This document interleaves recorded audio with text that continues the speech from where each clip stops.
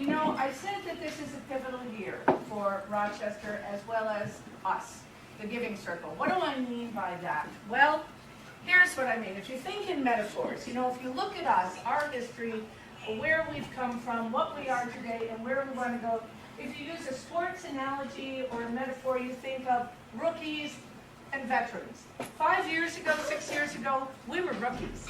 Today, we're pretty good at what we do. We have gained a huge amount of experience in giving good, solid grants to great organizations who do just what they say they're going to do or more.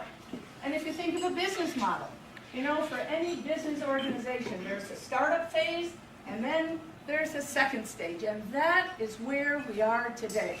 We are turning a corner on a new chapter, and what is that next chapter? That chapter is sustaining what we have grown. You know, where I come from corporate America, we call that locking in the gains, holding the gains. Don't let it slip. And doing that requires different strategies, different tactics than a startup initiative. We created a strategic plan several years ago, and that included granting $100,000 with 100 members. We set a target date of 2014. We achieved that goal last year.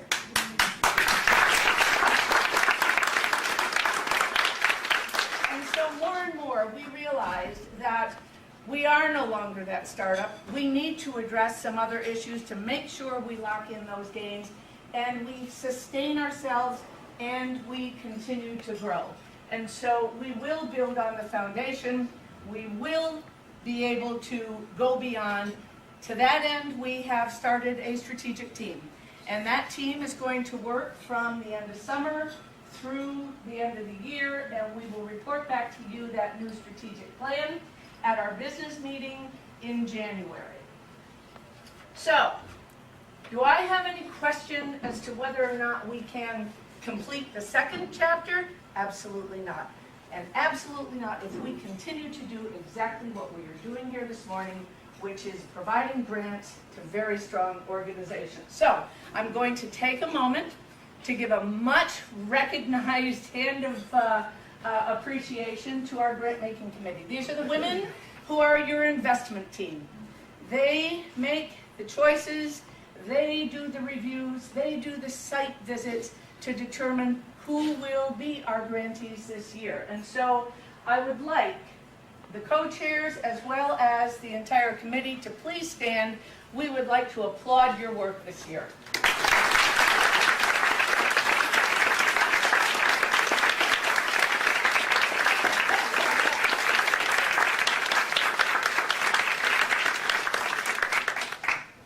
That committee used, as in any good business process, the priorities that were set by our organization, set by you, the members, back at our 2012 business meeting.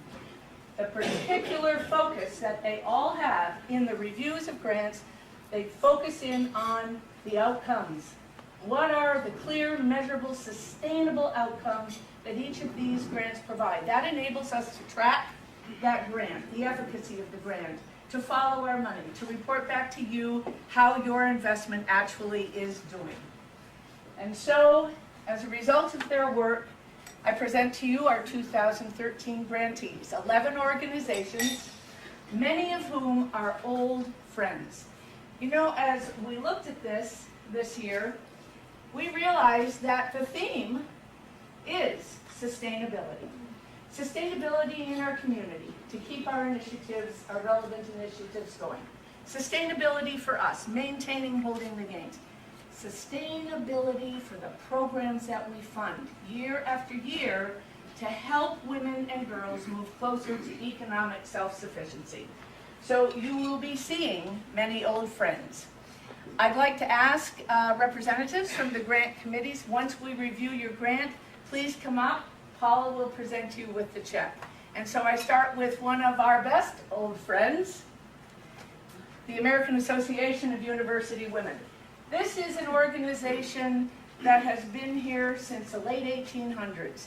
Let me read you part of their mission, which says they are here to promote equality and social change, and to provide a fair chance to all women. A wonderful objective. But we know that life isn't fair for everybody. We know that life is really different for young women, in particular, living in poverty. And her life is going to be much different from her counterpart living in the suburb. First of all, she simply doesn't have the same resources available to her. She doesn't have the same activities that are available to kids living in the suburbs. She also doesn't have people to open doors for her, to advocate for her, and to help her just work through the problems that any teen really faces during those years. The other differentiating factor for many of these young women is they have experienced firsthand violence in their lives. So 20 years ago, 5 women who worked at the school district, in the city school district, and were members of AAUW, they decided they would do something. Does that sound familiar? 5 women decided. Okay. They decided they would start Women Helping Girls, which is a mentoring program. Now, this is not a drop-in, drop-out kind of mentoring volunteer program. This is a volunteer program that you drop in and you stay in. And here's how the program works. They serve 60 young women, all from the city school district, grades 7 through 12. And when the seniors graduate out, because the objective of this program is to keep young women in school, get through school, and consider and go on to college. That's a viable option for them. 7th grade through 12th, seniors go out to college, and they add 20 more kids at the 7th grade level. At that point, a mentor is assigned to that young woman. And that relationship is meant to last the entire time she is in the program, 7th grade through 12th grade. And so one of the things that we are astounded at is the way that the Women Helping Girls program has really translated this art of putting people together from diverse backgrounds, people who are volunteers versus kids who are doing it in a way that it's more a science now. In fact, it is the norm for that relationship to last the entire time the girl is there. The mentor and mentees get together 1 to 2 times a month. The girls attend monthly workshops, and that is where our money comes in.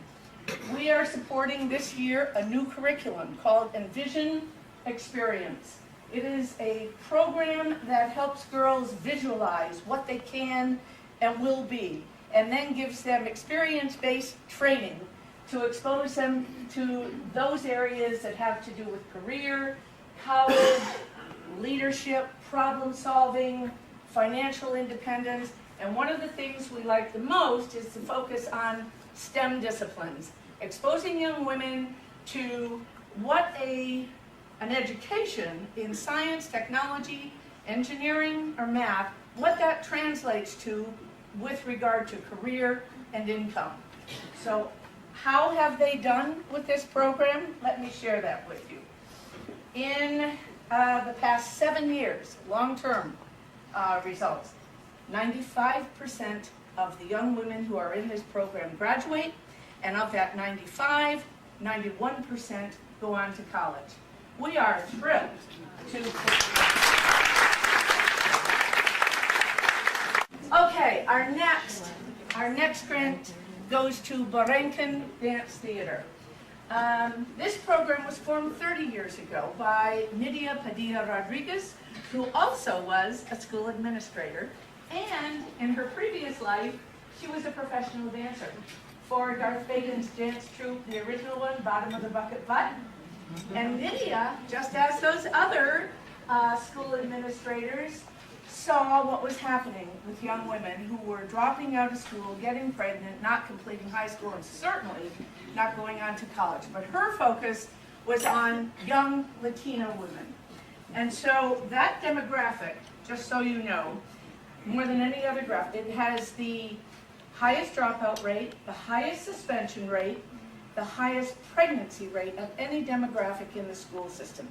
And so Nydia, because she wanted to change things for young women, she started this dance theater. And she uses a blend of Puerto Rican folk culture as well as Latino contemporary dance. But she uses that dance training as a medium to really underscore to the girls that education and discipline are key components of a successful life. Each year, they provide the dance training to a cadre of 60 to 70 young women who meet at Hochstein 2 to 3 times a week for the dance training. The girls also have to attend workshops and learn life skills. And this is the emphasis, of course, because the real objective isn't learning to dance. It is learning to dance through high school, into college, and beyond to a good tip. That's the objective. And so those life skills focus on their academics. Can you really go to college? Should I go to college? Absolutely you should go to college. Finance, public speaking. This troupe gives 3 presentations every year, public presentations. And recently they have been going into schools and talking to kids in the schools, talking about their experience and how meaningful it's been to them and getting their life on track. They also talk about body wellness, diet, etc. Kids have to stay in school. They have to maintain a 2.5 grade average. Now here's the exciting part. Up until this stage, the program has been confined, if you will, to Hochstein. Our money this morning enables Nydia to expand this program, going to Monroe High School, where they will add an additional 25 young Latino and middle school age girls who will also be involved in this process. And so our grant of $5,000 lets them take on this expansion.